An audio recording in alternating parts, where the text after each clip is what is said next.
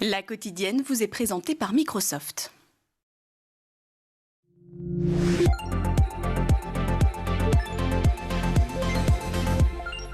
Bonjour et bienvenue dans la quotidienne de School TV, l'émission qui vous raconte l'éducation au quotidien. Au sommaire, aujourd'hui, 27%, c'est la part du porno dans le trafic vidéo en ligne au niveau mondial et de plus en plus d'enfants y sont exposés. C'est même un virus qui tue l'enfance, expliquent les chercheurs Stéphane Bloco et Renaud Etier. Ils sont les invités du Grand Oral. L'Anti-Sèche de Marine Plantec. L'Anti-Sèche, c'est la façon dont l'actualité résonne dans les programmes. Et l'actu, c'est une exposition dédiée à Botticelli. Ça se passe au château de Chambord. Et Botticelli, on le croise évidemment dans les programmes d'histoire de l'art et d'histoire tout court. Et puis rendez-vous en fin d'émission comme chaque semaine avec Sandra Ferreira sur le plateau repas de notre diététicienne et nutritionniste. Tout pour réussir un plateau repas justement. La quotidienne de School TV, c'est maintenant, c'est parti. Grand Oral. Stéphane Bloco, bonjour. Bonjour. Vous êtes docteur en sciences de l'information et de la communication et maître de conférence à l'UCO à Angers. Renaud Etier, bonjour. Bonjour. Renaud, vous êtes professeur en sciences de l'éducation, toujours à l'UCO à Angers, c'est l'Université catholique de l'Ouest, je crois. C'est si ça. On déroule le sigle et directeur du LIRFE, laboratoire de recherche consacré à l'éducation. Vous co-signez chez Artege un ouvrage intitulé Le cybersexe, ce virus qui tue l'enfance, sous-titre Parents, comment faire face à la pandémie pornographique. C'est un dialogue entre vos deux domaines scientifiques qui permet d'une part de comprendre les nouveaux codes et les nouvelles références de l'industrie de la pornographie et d'autre part de s'interroger sur la place de l'amour, du désir, de la sensibilité. Pour situer le problème, un chiffre qu'on martèle sur cette antenne et dans cette émission chaque mois. 2,3 millions de mineurs fréquentent des sites pornographiques. C'est un chiffre en croissance rapide au cours des dernières années. Si on le martèle, c'est que c'est l'ARCOM qui donne ce chiffre. On fait donc l'hypothèse qu'il est assez sérieux. Juste avant qu'on commence l'enregistrement, je fais rentrer celles et ceux qui nous regardent dans le secret. Vous m'avez dit, moi je fais bad cop et lui il fait good cop. Comment vous êtes répartis les rôles alors? Oui, c'est un peu ça. C'est-à-dire que moi je suis dans l'ouvrage et comme en conférence, celui qui montre, celui qui fait prendre la mesure aux parents. Et ça, je trouve que c'est un rôle complexe parce que voilà, c'est un choc, souvent un coup de poing dans le ventre, parfois pour les parents qui arrivent un peu avec des œillères en disant bon, oui, peut-être qu'il en voit un peu, les autres. et puis tout à coup, on va au front et on montre et on dit voilà. Il voit ça. Il voit ça. Alors moi, si je travaille en éducation, c'est que j'y crois à l'éducation et que donc j'essaie de donner une vision anthropologique et philosophique du problème en remontant à des dimensions relationnelles, à une qualité de relation.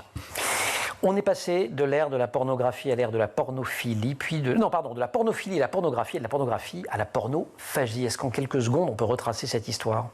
Oui, il faut rendre à César. Ce qui est à César, c'est Olivier Guignard qui, à l'époque, avait en 2007 travaillé ces trois termes très importants. Pornophilie, parce que c'est une époque où l'image était rare, c'était compliqué. Donc on est en gros avant les années 70. 70 avec cette difficulté qu'on a à atteindre de l'image, à caractère sexuel, on va dire. Il y avait des cinémas pornographiques, c'est plus le cas. Voilà, donc, et c'était une démarche, c'était quelque chose où il fallait s'engager. Porno... Et payer. Ce qui n'est pas rien. Et ce n'était pas anonyme. Ouais. Ce n'était pas anonyme. C'est pas que dans la rue, devant tout le monde. Voilà, exactement. Et puis, on est passé à cette période de l'explosion de la cassette VHS, DVD, etc. La pornographie classique qui s'est installée et c'est devenu accessible. C'est devenu, alors encore une fois payant, mais c'était individuel. Donc, vous pouvez l'emmener chez soi. Il faut quand même fouiller dans les étagères des parents. On cache les cassettes, tout ça, etc. Vérifier les horaires. De la cassette qui se casse dans le magnétoscope. Ce qui révèle le crime. Exactement, ce qui révèle le crime. Voilà. Et puis, ça y est, la pornophagie s'installe. Et là, c'est le nomadisme, en fait, qui va poser problème. On pourra en reparler. Le fait qu'ils puissent en voir ces mineurs partout, tout le temps, quand ils le souhaitent. En tout cas, potentiellement. Avec une première exposition très précoce, on dit souvent 11-12 ans, mais oui, quand vous sondez, ça peut même être avant. Oui, ça peut être avant, mais plus à la marge, en tout cas. On est censé être sensibilisé, notamment à l'école, contre les dangers du porno. Peut-être on peut vous entendre. Elle ne le fait pas des masses. On voit d'ailleurs les débats qu'il y a aujourd'hui sur la manière d'éduquer à la sexualité. Tout ça n'est pas simple. Oui, alors en fait, le grand dilemme psychologique, c'est est-ce qu'il faut alerter pour prévenir certains dangers au risque d'ouvrir en fait des portes qui auraient dû rester fermées parce que la sensibilité de l'enfant, son immaturité faisait qu'il n'aurait pas dû être informé aussitôt. Donc là, nous avons un argument important, c'est que on ne peut pas se satisfaire de cette espèce de paradoxe dans lequel on surprotège les enfants d'un certain point de vue, on ne veut pas les informer trop tôt, il ne faut pas leur en parler, il faut attendre qu'ils posent des questions. Puis de l'autre, on les laisse en fait aller vers des sites qui sont infréquentables. Vous avez fait le choix, en parlant de sites infréquentables, choix à mon avis assez raisonnable d'ailleurs, de dire que finalement les parents ou les gens de ma génération, on ne se rendait pas vraiment compte de ce qui pouvait se passer sur ces sites.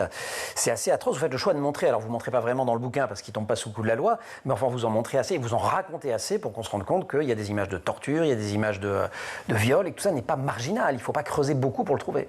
Ah non, c'est très accessible et c'est bien tout le problème. Il y a eu d'autres livres qui ont évoqué notamment, je pense à une expression, un clic du pire. Voilà. Donc, et j'ai trouvé cette expression très bien choisie parce que c'est tellement simple cet accès à la pornographie que même les plus puissants de tous les systèmes de barrage, etc., qu'on a pu inventer, puisque j'ai travaillé dans beaucoup de commissions sur ces sujets-là pour essayer de trouver des moyens techniques, de verrouiller, etc., on voit que tout ça se contourne en quelques instants et que ce n'est pas en tout cas la solution. Ça va bloquer, verrouiller comme un système d'alarme qui pourra empêcher un peu un cambrioleur de pénétrer, mais ça sera pas efficace à 100%, on le sait. Voilà. Donc oui, c'est de la barbarie, un clic de souris, clairement. Et face à cette barbarie, il y a un laisser-aller et un laisser-faire, dites-vous. Aussi bien de la part de l'école que des parents. Oui, parce qu'en fait, les parents sont positionnés d'une manière qui n'est pas toujours éducative, enfin les parents, un certain nombre de parents, c'est-à-dire qu'il s'agit de faire plaisir à l'enfant. Et que veut l'enfant? Ce que lui vend l'industrie, ce que tout le monde est censé avoir. Et donc, c'est un équipement, comme le disait Stéphane tout à l'heure, nomade, miniaturisé et donc individualisé, qui va permettre en fait de faire tout et n'importe quoi. Et c'est donc en faisant plaisir aux enfants qu'on les expose à des dangers. Si on veut savoir si des enfants ont déjà regardé du porno, alors vous dites qu'on peut faire quelques... ça vous fait rire, si ça vous j'en viens. Merci qui? Oui, c'est ça, c'est le fameux merci. Mais racontez-le alors pour celles et ceux qui ne connaîtraient pas. C'est devenu un slogan, effectivement, c'est ce que j'appelle le test de la salière. Ouais.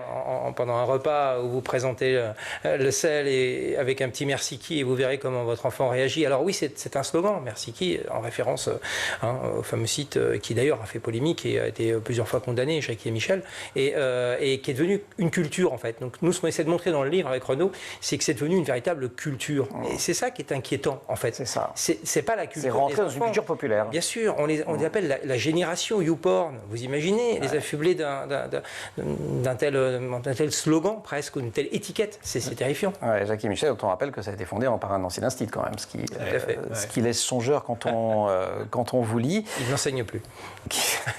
Il faut espérer. Sur ces sites, les vidéos sont rangées en catégories parfois extrêmement précises. Ce que vous dites aussi, et ça aura un effet presque sur l'amour, en tout cas si tant est qu'il y a un lien entre la sexualité et l'amour, je pense qu'il y en a un, qui est une sexualité qui est organisée en fonction de particularités. En fait, le porno nous sépare les uns des autres. Oui, alors ça aggrave une logique générale de réification, c'est-à-dire de chosification. En fait, de l'autre. C'est l'autre qui est réduit à son corps. Mais ça ne s'arrête pas là, le corps est réduit à une de ses parties, à ses organes génitaux, puis ensuite à telle ou telle pratique. Et en fait, ça enferme dans des choses de plus en plus spécifiques et de plus en plus... Ce qui était autrefois à la marge dans des pratiques extrêmes ou extrêmement rares. Et extrêmes et entre adultes consentants, comme on dit, par ailleurs. Pas à 11 ans, je tombe dessus, quoi. C'est-à-dire qu'on peut tout aussi bien accéder à des choses extrêmes qu'à des choses banales, on va dire. Avec des modifications, je suis toujours dans les effets de cette exposition, des modifications, expliquez-vous, sur du câblage neuronal via la surexcitation de la dopamine.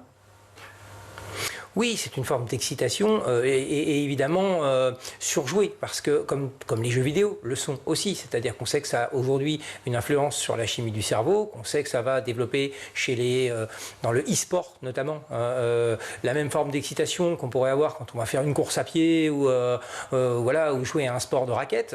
Et cette chimie-là, elle va se placer aussi et avoir ses marqueurs en fait dans le cerveau. Eh bien, on a et on retrouve en tout cas avec la pornographie, parce qu'on a fait des tests chez les adultes aussi, on a étudié les adultes, pourquoi ça serait différent chez les enfants. Et encore une fois, je répète, la question n'est pas de savoir si le porno est un problème, la question est de savoir si le porno est bon pour les enfants ou non. Et là, il n'y a pas vraiment d'appel à la réponse. Spoiler alerte, zéro suspense dans le bouquin. D'ailleurs, c'est dans le titre, le cybersexe, ce virus qui tue l'enfant. Je le dis avec le sourire, mais ça n'a en fait absolument rien de drôle. Parents, comment faire face à la pandémie pornographique? C'est sorti chez Artege, un ouvrage co-signé Stéphane Bloco, Renaud Etier. Dialogue passionnant. On essaie de vous en donner une idée dans l'émission. On le poursuit, ce dialogue, juste après l'anti-sèche. Marine Plantec.